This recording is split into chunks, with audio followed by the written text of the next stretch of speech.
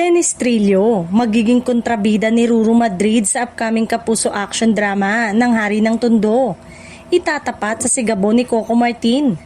Usap-usapan ngayon sa mundo ng telebisyon ang napipintong tambalan ni Dennis Trillo at Ruru Madrid sa upcoming Kapuso action drama series na Hari ng Tondo.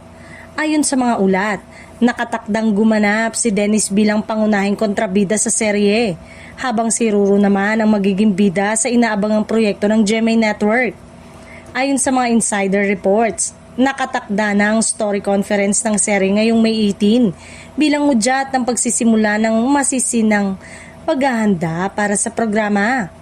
Marami ang naniniwalang isa ito sa pinakamalalaking proyekto ng Kapuso Network ngayong taon dahil sa bigat ng pangalan ng dalawang lead star. Kung tuluyang matutuloy, magiging kakaibang papel ito para kay Dennis dahil muli siyang susubok sa isang matinding antagonist role.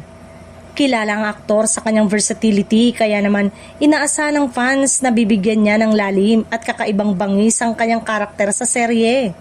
Samantala, malaking hamon naman ito para kay Ruru na patuloy na pinatutunayan ang kanyang husay sa action genre.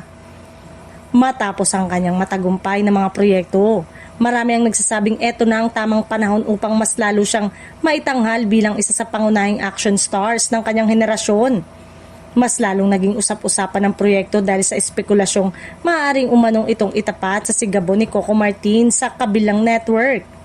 Kapag nangyari ito, tiyak na magiging matinding primetime showdown ito ng dalawang malalaking action series na parehong inaabangan ng publiko.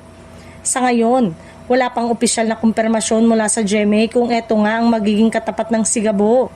Ngunit sa lakas ng cast at intrigang bumabalot dito, marami na ang sabik na makita kung paano makikipagsabayan ng Hari ng Tondo sa inaasahang ratings battle sa primetime.